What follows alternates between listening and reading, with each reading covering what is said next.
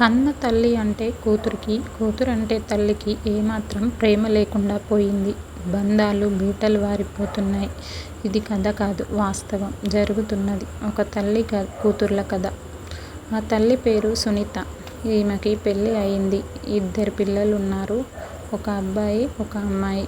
వీళ్ళు వ్యవసాయం చేస్తూ ఉంటారు. ఈమె అంటే భర్తకి అస్సలు పడేది కాదు. ఇద్దరూ ఎప్పుడూ గొడవ పడేవారు. ఈమె పెళ్ళి అయిన దగ్గర నుండి ఎన్నో చిత్రహింసలు పెట్టాడు. ఈమె భర్త, అత్త, మామ అందరూ కలిసి కొట్టేవారు కూడా. అప్పుడు పిల్లలు చిన్నవారు. పిల్లలు క్రమంగా పెరగడంతో కొంచెం గొడవలు తగ్గాయి. అమ్మాయి, అబ్బాయి చదువు పూర్తయింది. ఇంతలో అమ్మాయికి పెళ్లి సంబంధాలు వస్తున్నాయి. వీళ్ళకి పెద్దగా ఆస్తులేమీ లేవు. కష్టపడి పిల్లలని అప్పు చేసి చదివించారు. 1 ఎకరం పొలం ఉంది. అందులో వరి పంట వేసి ఇంటి వరకు కొన్ని బియ్యం తీసుకొని మిగిలినవి అమ్ముకునేవారు. ఇప్పుడు అమ్మాయి పెళ్ళి అంటే ఊరికనే కాదు కదా, చాలా డబ్బులు అవసరమవుతాయి. అలా అని పెళ్ళి చేయకుండా ఉండలేం కదా. అందుకే ఏం చేయాలి అని ఆలోచించసాగాడు ఆ తండ్రి. అతనికి సంపాదన అంతంత మాత్రమే. అప్పు చేసి అయినా పెళ్ళి చేయాలి అని అనుకున్నాడు. వెంటనే ఒక సంబంధం చూశాడు. తెలిసిన వాళ్ళే, చుట్టాల అబ్బాయి. అబ్బాయి మంచివాడు. అతను ఒక కార్ డ్రైవరు. వాళ్ళకి కూడా ఆస్తులు ఏమీ లేవు. ఇతనికి కూడా ఏం ఆస్తి ఎక్కువగా లేదు. కాబట్టి ఇంతకంటే మంచి సంబంధం తేలేను అని ఆ సంబంధం ఓకే అనుకున్నాడు. చుట్టాలకి ఫోన్ చేసి ఆ సంబంధం గురించి చెప్పాడు. వాళ్ళకి ఆ అబ్బాయి దగ్గర కాబట్టి అబ్బాయి వాళ్ళని, అమ్మాయిని చూసుకోవడానికి మా ఇంటికి రమ్మని అని చెప్పాడు. అతను కూడా సరే అని చెప్పాడు. వెంటనే అబ్బాయి వాళ్ళకి, నాకు తెలిసిన ఒక అమ్మాయి ఉంది పెళ్ళికి. అమ్మాయి చాలా బాగుంది. పైగా చదువుకుంది, మంచి గుణవతి అని చెప్పాడు. అది వినగానే అబ్బాయి వాళ్ళు కూడా, అవునా, సరే, మేము అమ్మాయిని చూసుకోవడానికి వస్తాం అని వాళ్ళకి చెప్పండి అని చెప్తారు. చెప్పిన తెల్లవారే వాళ్ళు అమ్మాయిని చూసుకోవడానికి వచ్చారు. చూశారు. వాళ్ళ ఇల్లు, అమ్మ, నాన్న, తమ్ముడు, అమ్మాయిని చూశారు. చిన్న ఇల్లు ఉంది. అన్నీ చూసి అమ్మాయిని కూడా చూసి నచ్చారు. ఈ సంబంధం మాకు ఇష్టమే అని చెప్పారు. ఇంకా కట్న కానుకలు కూడా మాట్లాడుకుంటే పెళ్ళి చేసేయొచ్చు అంది అబ్బాయి తల్లి. ఆ మాట వినగానే అమ్మాయి తండ్రి గుండె ఆగినంత పని అయింది. వీళ్ళు ఏం అడుగుతారో అని. వాళ్ళు 5 తులాలు బంగారం, 20 గుంటల పొలం, అల్లుడికి 1 తులం చైన్ మెడకి, ఇంకా ఒక బైక్ పెట్టమని అడిగారు. అవన్నీ అడగ్గానే అమ్మాయి వాళ్ళు ఆలోచనలో పడ్డారు. ఇవన్నీ ఎక్కడ నుంచి తెచ్చేది అని. మా దగ్గర అంత పెట్టే స్తోమత లేదు అన్నారు.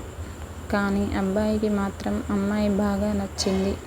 ఆ విషయం వాళ్ళ అమ్మకి, నాన్నకి కూడా చెప్పాడు. అబ్బాయి వాళ్ళ అమ్మాయిని చాలా ఇష్టపడుతున్నాడు అని అమ్మాయి వాళ్ళకి తెలిస్తే ఎలాగైనా అబ్బాయి చేసుకుంటాడు అని వాళ్ళు పెట్టేవి కూడా పెట్టరని మనసులో అనుకుంటారు పెళ్ళి కొడుకు అమ్మా నాన్న. లేదు, అవన్నీ పెడితే పెళ్ళి, లేకపోతే లేదు అంటారు. పక్కనే కొంతమంది పెద్ద మనుషులు కూడా ఉంటారు. మీరు అన్నంత కాదు కని 10 గుంటల పొలం, 2 లక్షల చేతికిచ్చి అమ్మాయికి మంగళసూత్రం చేయిస్తారు అని చెప్తారు వాళ్ళు. మేము చెప్పినంత మాకు కావాలి, లేకపోతే లేదు అంటారు. వాళ్ళు వీళ్ళు ఏదో ఒకటి నచ్చజెప్పి ఒప్పిస్తారు. అందరూ చివరికి సరే అని పెళ్ళి ముహూర్తం కూడా పెట్టుకుంటారు. కానీ ఈ పెళ్ళి మాత్రం పెళ్ళి కూతురు వాళ్ళ అమ్మకి నచ్చదు. ఎందుకంటే తనకి ఒక తమ్ముడు ఉన్నాడు.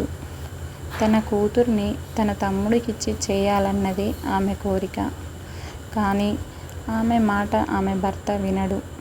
కాబట్టి ఆమె మౌనంగా ఉంది. అమ్మాయిని కూడా ఒకసారి వాళ్ళ అమ్మ అడుగుతుంది, మీ మామయ్యని పెళ్ళి చేసుకో అని. అమ్మాయి, నాకు వద్దు, అతన్ని నేను చేసుకోను అంటుంది. తన తండ్రికే ఎక్కువ విలువ ఇస్తది. ఆ అమ్మాయి తన అమ్మను మాత్రం లెక్క చేయదు. తను ఏం చెప్పినా చేయదు. నాకు మా నాన్న మాటే వేదం అని అంటుంది. ఆ మాటలు విన్న తల్లికి చాలా కోపం వస్తుంది. నేను చెప్పిన మా తమ్ముణ్ణి వద్దు అని ఈ సంబంధం చేసుకుంటున్నావు కదా, చేసుకో, నాకు అవసరం లేదు అంటుంది తల్లి. కూతురు ఆ మాటలు అస్సలు పట్టించుకోదు. పెళ్ళి కూడా అయిపోతుంది. తర్వాత తను అత్తవారింటికి వెళ్ళిపోతుంది. అక్కడికి వెళ్ళాక కొన్ని రోజులు బాగానే గడిచాయి. కానీ వాళ్ళకి ఏం ఆస్తులు లేవని, పొలం కూడా లేదని ఆ అమ్మాయికి చుట్టుపక్కన వాళ్ళు చెప్తారు. వెంటనే తన అత్త మామ భర్తను నిలదీస్తుంది.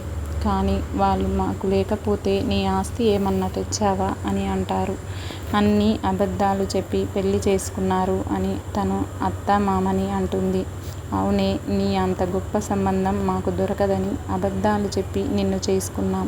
నిన్ను చేసుకున్నాక నీ ఇంటి దగ్గర నుండి ఏమన్నా తెచ్చావా, బాగా మాట్లాడుతున్నావు అని అత్త అంటుంది. ఇదంతా తను ఫోన్ చేసి తండ్రికి చెప్తుంది. వీళ్ళకి ఏం ఆస్తులు లేవు, మనల్ని మోసం చేశారు వీళ్ళు అంటుంది. లేదమ్మా, మనకి కూడా గొప్పగా ఆస్తులేమీ లేవు కదా, నా దగ్గర పెళ్ళి ఖర్చులకి కూడా డబ్బులు లేవు కదా, అప్పు తెచ్చి నీ పెళ్ళి ఎలాగో దాటించాను అంటాడు. నువ్వు వాళ్ళతో గొడవ పడకు అమ్మా, వాళ్ళు ఎలా ఉంటే నువ్వు అలాగే ఉండు, వాళ్ళు ఎక్కడ ఉంటే నువ్వు అక్కడే ఉండు అని చెప్తాడు. ఈ పేద తండ్రి బాధ అర్థం చేసుకో అమ్మా, నువ్వైనా సంతోషంగా ఉండు తల్లి అని అంటాడు. వీళ్ళు ఫోన్లో మాట్లాడుకుంటుంటే పెళ్లి కూతురు తల్లి వింటూ ఉంటుంది. ఆమె వెంటనే భర్తను, అందుకే నా తమ్ముణ్ణిచ్చి పెళ్లి చేద్దామంటే విన్నావా, ఇప్పుడు చూడు నీ కూతురు నువ్వు తెచ్చిన సంబంధంతో ఎంత సంతోషంగా ఉందో అని వెటకారంగా అంటుంది. ఆ మాటలకి భర్త, ఇప్పుడు ఏమైంది, ఆస్తులు లేకపోయినా నా కూతుర్ని నా అల్లుడు బాగా చూసుకుంటున్నాడు, ఇంకేం కావాలి నాకు అని కవర్ చేసుకుంటాడు. ఇలా వీళ్ళు రోజు కూతురు గురించి గొడవ పడుతూనే ఉంటారు. ఒకరోజు బ్యాగ్ తీసుకొని కూతురు ఫోన్ కూడా చేయకుండా పుట్టింటికి వచ్చేసింది. తనని అలా చూడగానే తండ్రికి విపరీతమైన భయం వేసింది. చెప్పకుండా చేయకుండా నా కూతురు ఒక్కతే అల్లుడు లేకుండా ఎందుకు వచ్చింది అని మనసులో అనుకుంటాడు.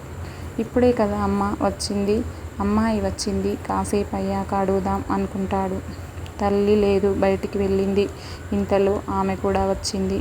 రాగానే కూతుర్ని చూసి షాక్ అయింది. వెంటనే అడిగింది, ఏమైందే, ఇలా చెప్పకుండా వచ్చావు, ఏమన్నా గొడవపడి వచ్చావా అని అడిగింది. తను ఏం మాట్లాడలేదు. గట్టిగా మళ్ళీ అడుగుతుంది. ఏం చెప్పదు. వాళ్ళ నాన్న, చెప్పమ్మా ఏమైంది, చెప్తేనే కదా మాకు తెలిసేది అని అంటాడు. వాళ్ళ నాన్న అడగగానే, అవును నాన్న, గొడవ పడే వచ్చాను అని అంటుంది. మా అత్త రాక్షసి, గయ్యాళిది, నన్ను ఊరికే ఏదో ఒకటి అంటుంది, నన్ను ఎప్పుడూ గొడవ పడుతూనే ఉంది, ఆమెతో పడలేక వచ్చాను అని చెప్పింది. ఎలా అమ్మా అలా అంటే, ఏమన్నా అంటే నాకు చెప్తే నేను అడిగేవాణ్ణి కదా, లేదా నీ భర్తకి చెప్పకపోయావా అంటే, నా భర్త వాళ్ళని ఏమనడు, వాళ్ళకి తను భయపడుతున్నాడు, ఇంకా ఏం చేసేది లేక ఇక్కడికి వచ్చాను అని చెప్పింది. అది విన్న తల్లి, వద్దు అంటే చేసుకున్నావు, మీ మామయ్యని చేసుకో అంటే విన్నావా, ఇప్పుడు చూడు మీ నాన్న తెచ్చిన సంబంధం ఎలా ఉందో, నా తమ్మునికి మంచి జాబ్, వాడు నిన్ను బాగా చూసుకునేవాడు, ఇప్పుడు వాడు పెళ్ళి చేసుకొని భార్యని బాగా చూసుకుంటున్నాడు, కానీ నీ జీవితం పాడైపోయింది, ఇలా గొడవలు పడుతూ కాపురం ఎలా చేస్తావో అని అంటుంది. వాళ్ళ అమ్మ మాటలకి కూతురికి కోపం వస్తుంది. చూడు నాన్న, అమ్మ ఎలా మాట్లాడుతుందో అని అంటుంది. అననీలే అమ్మ, దాని సంగతి నేను తర్వాత చెప్తా అంటాడు. ఇలా రోజు కూతురికి అమ్మకి కూడా గొడవే. అక్కడ అత్త మామ, ఇక్కడ కన్న తల్లి, ఇలా తల్లి కూతురు గొడవపడి ఒకరోజు తండ్రికి తల్లి మీద చాడీలు చెప్పు తల్లిని తండ్రితో కొట్టించింది. కూతురు, కన్న తల్లినే ఇలా కొట్టిస్తావా అని తల్లి బాగా తిడుతుంది. తర్వాతి రోజు ఉదయాన్నే అల్లుడు వచ్చాడు కూతుర్ని తీసుకుపోవడానికి. అల్లుడు వాళ్ళ మామతో జరిగింది చెప్పి, కూతుర్ని తీసుకెళ్తా మామయ్య అని చెప్తాడు. తీసుకెళ్ళు అని మామ అంటాడు. కానీ భార్య మాత్రం, నేను రాను, మీ అమ్మ నన్ను మాటలతో రోజు ఇబ్బంది పడుతుంది అని అంటుంది. ఏం కాదు, నేను మాట్లాడతాను అమ్మతో, రా అని అంటాడు. తను ఒప్పుకొని వెంటనే బయలుదేరి వెళ్ళిపోయింది. కానీ వెళ్ళగానే మళ్ళీ అత్త మొదలుపెట్టింది గొడవ. వెళ్ళిందానివి వెళ్ళక మళ్ళీ ఎందుకు వచ్చావు అంటుంది. నేను ఏం రాలేదు, మీ అబ్బాయి వచ్చి రమ్మని బ్రతిమలాడితేనే వచ్చా అని అంటుంది. మళ్ళీ అత్త ఏదో ఒకటి అంటుంది. ఇలా మాటల యుద్ధం జరుగుతుంది. ఆ గొడవ పెద్దగా అయ్యి, నేను మీ అమ్మ ఉంటే నేను ఈ ఇంట్లో ఉండను, మనం వేరే ఇల్లు అద్దెకి తీసుకొని ఉందాం, ఇక్కడ మాత్రం వద్దు అని అంటుంది. ఇలా రోజు అత్త కోడలు గొడవ పడడం చూడలేక భర్త సరే అంటాడు. తను కార్ డ్రైవర్ కాబట్టి తనకి కొంత సంపాదన ఉంది, దానితో వేరే ఇల్లు తీసుకుందామని అనుకుంటారు. వెంటనే పక్క ఊర్లో ఇల్లు తీసుకొని వెళ్తారు. అక్కడికి వెళ్ళిన తర్వాత వాళ్ళు ఇద్దరు కలిసిమెలిసి ఉన్నారు. ఇద్దరు ఏకాంతంగా ఉన్నారు కాబట్టి వాళ్ళిద్దరే కాబట్టి రోజు సంతోషంగా గడిపారు. ఇంతలో ఆమెకి ఒకరోజు బాగా వాంతులు అవుతాయి. తను వెంటనే డాక్టర్ దగ్గరికి తీసుకువెళ్తాడు. డాక్టర్ చూసి తను నెల తప్పిందని చెప్పింది. వాళ్ళు ఆ మాట వినగానే చాలా సంతోషంగా ఇంటికి వెళ్ళిపోయారు. ఈ విషయం వెంటనే వాళ్ళ నాన్నకి ఫోన్ చేసి చెప్తుంది. కానీ అమ్మకి మాత్రం చెప్పదు. తన తల్లి అంటే తనకి ఇష్టం లేదు.